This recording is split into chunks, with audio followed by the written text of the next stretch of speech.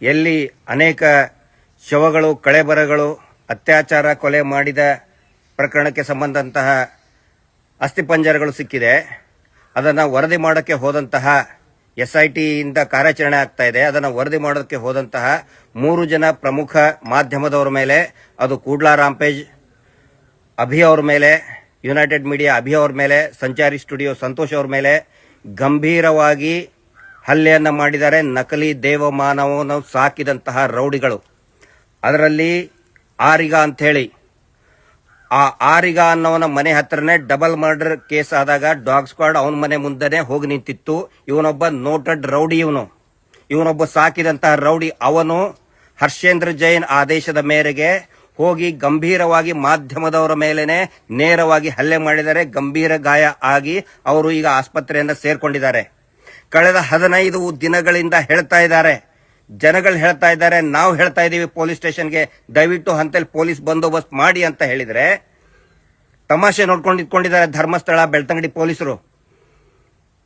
ಏನಂತ ಹೇಳ್ಬೇಕಿದಕ್ಕೆ?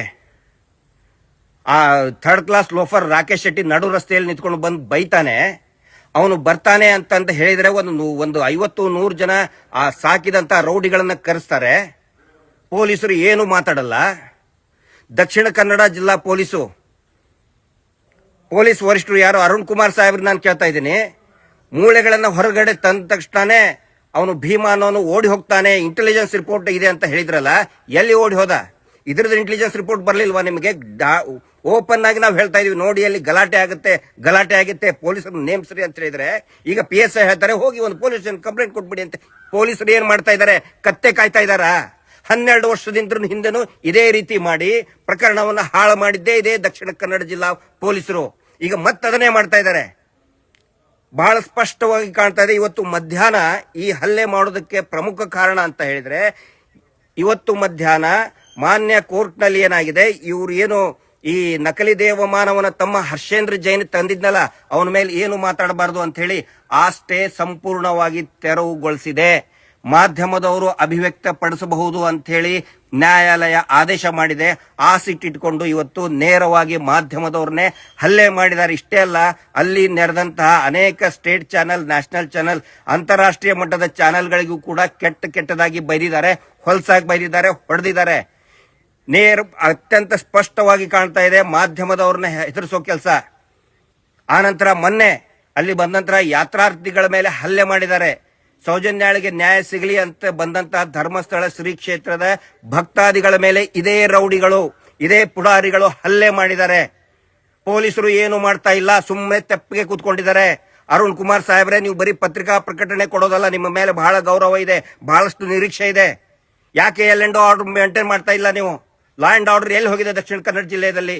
ಧಾರಾಳವಾಗಿ ಬಂದವನು ಲೋಫರ್ ರಾಕೇಶ್ ಶೆಟ್ಟಿ ಅಂತವನು ಇನ್ಯಾವನವನು ಬಂದು ಕೆಟ್ಟ ಬೈತಾನೆ, ನಡು ರಸ್ತೆಯಲ್ಲಿ ನಿಂತ್ಕೊಂಡು ಬೈತಾನೆ. ಪೊಲೀಸರು ತಮಾಷೆ ನೋಡ್ಕೊಂಡು ಕುಂದಿರ್ತಾರೆ.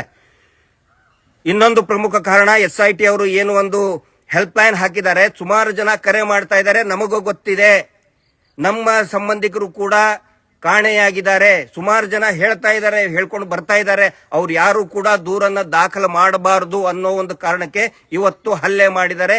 ಇದು ನಕಲಿ ದೇವಮಾನವ ವೀರೇಂದ್ರ ಜೈನ್ ಅವನದೇ ಕೆಲಸ. ಅವರು ಉಳ್ಕೊಳ್ಳೋದಕ್ಕೆ ಇವತ್ತು ರೌಡಿಸಂಗೆ ಶರಣಾಗಿದ್ದಾರೆ, ರೌಡಿಸಂ ಮಾಡ್ತಾ ಇದ್ದಾರೆ. ಇವತ್ತು ಅನೇಕ ಜನ ಬರ್ತಾ ಇದ್ದಾರೆ. ನಮಗೂ ಕೂಡ ನಮ್ದು ಸಂಬಂಧಿಕರು ಕಳ್ಕೊಂಡಿದ್ದಾರೆ, ನಾವು ಕಳ್ಕೊಂಡಿದ್ದೀವಿ, ನಮ್ಮ ಮನೆ ಹುಡುಗಿ ಹೋಗಿದೆ ಅಂತೇಳಿ ಬರೋದಕ್ಕೆ ಅವರು ಸಿದ್ಧರಾಗಿದ್ದರು. ಅಂತ ಹೊತ್ತಿನಲ್ಲಿ ಮಾಧ್ಯಮದವ್ರನ್ನ ಹೆದರಿಸಿ ಒಂದು ಭಯಭೀತಿಯ ವಾತಾವರಣ ಸೃಷ್ಟಿ ಮಾಡೋದಕ್ಕೆ ಪ್ರಯತ್ನ ಮಾಡ್ತಾ ಇದ್ದಾರೆ. ಆ ಹರ್ಷೇಂದ್ರ ಜೈನನ್ನ ಒದ್ದು ಒಳಗಡೆ ಹಾಕಬೇಕು, ಬರೀ ನೋಟಿಸ್ ಕೊಟ್ಟರೆ ಆಗುದಿಲ್ಲ. ಇದೇ ರೀತಿ ಏನಾದರೂ ಮಾಡಿದ್ರೆ ದೊಡ್ಡ ಮಟ್ಟದ ಗಲಭೆ ಆಗುತ್ತೆ. ಅದಕ್ಕೆ ನೇರವಾಗಿ ದಕ್ಷಿಣ ಕನ್ನಡ ಜಿಲ್ಲಾ ಪೊಲೀಸರು, ಧರ್ಮಸ್ಥಳದ ಪೊಲೀಸರು, ಬೆಳ್ತಂಗಡಿಯ ಪೊಲೀಸರಾಗಬೇಕು. ನಾಚಿಕೆ ಆಗಬೇಕು, ಪೊಲೀಸರಿಗೆ ನಾಚಿಕೆ ಆಗಬೇಕು. Shame on your part.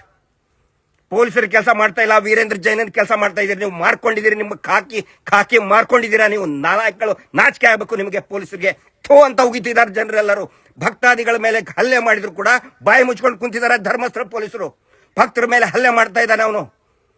ಮೊನ್ನೆ ಹೋಗಿ ತೊಳಾಡ್ತಾರೆ, ದೂಡ್ತಾರೆ, ಕೆಟ್ಟದಾಗಿ ಹೊಲಸೋಸ್ ಬೈತಾರೆ, ಸೂಮಗ ಬೋಮಗ ಅಂತ ಬೈತಾರೆ. ಪೊಲೀಸರು ಸುಮ್ಮನೆ ಕುತ್ಕೊಂಡಿದ್ದಾರೆ.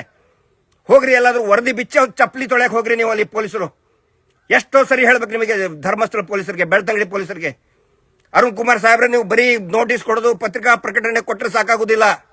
ಎಲ್ಲರನ್ನು ಕೂಡ ಹೆಡೆ ಮುರೆ ಕೊಟ್ಟು ಒದ್ದು ಒಳಗಡೆ ಹಾಕಿದ್ರೆ ಸರಿ. ಇಲ್ಲ ಅಂತಂದ್ರೆ ನೋಡಿ, ಭಕ್ತರ ಸಂಖ್ಯೆ, ಹೋರಾಟಗಾರರ ಸಂಖ್ಯೆ, ಜನಸಾಮಾನ್ಯರ ಸಂಖ್ಯೆ, ಕೋಟ್ಯಾಂತರ ಜನ ಬರ್ತಾರೆ. ಈಗ ಕೋಟ್ಯಾಂತರ ಜನ ಬರ್ತಾರೆ. ನೀವೇ ಕಾರಣ, ಪೊಲೀಸರೇ ಕಾರಣ. ಏನಾದ್ರೂ ಆಗ್ಬೇಕು, ಹೆಚ್ಚು ಕಡಿಮೆ ಜೀವಕ್ಕೆ ಅಪಾಯ ಆಗ್ಬೇಕು, ನೀವೇ ಪೊಲೀಸರ ಕಾರಣ. ಹರ್ಷೇಂದ್ರನ್ ಒದ್ದು ಕರ್ಕೊಂಡು ನಾವೇ ಒದ್ದು ಹೊರಗೆ ಹಾಕ್ತೀವನ್ನ ಲೋಫರ್ ನನ್ನ ಮಕ್ಕಳು ದೇವಸ್ಥಾನ ನಡೆಸ್ತಾರಂತೆ ಬೇವರ್ಸಿಗಳು. ಅವ್ರನ್ನ ಅರೆಸ್ಟ್ ಮಾಡಲಿಲ್ಲ ಅಂತ ಹೇಳಿದ್ರೆ ನಾವು ಸುಮ್ಮನೆ ಕುತ್ಕೊಳ್ಳಲ್ಲ. ನಾನು ಬಹಳ ಖಡಕ್ ಆಗಿ ಹೇಳ್ತಾ ಇದ್ದೀನಿ, ಬರೀ ಮಾತು ಅಲ್ಲ, ನಮ್ಮ ತಾಳ್ಮೆಗೂ ಇತಿಮಿತಿ ಇದೆ. ನಮ್ಮ ತಾಳ್ಮೆಯನ್ನ ಕೆಣಕಬೇಡಿ, ಪರೀಕ್ಷೆ ಮಾಡಬೇಡಿ ಅನ್ನೋ ಮಾತು ಹೇಳ್ತಾ ಇದ್ದೀನಿ ನಾನು. ಆದಷ್ಟು ಬೇಗ ಇಮ್ಮಿಡಿಯೇಟ್ ಆಗಿ ಅವ್ರನ್ನ ಅರೆಸ್ಟ್ ಮಾಡಲಿಲ್ಲ ಅಂತ ಹೇಳಿದ್ರೆ ಆಗೋ ಪರಿಣಾಮಕ್ಕೆ ಪೊಲೀಸರೇ ನೇರ ಹೊಣೆ.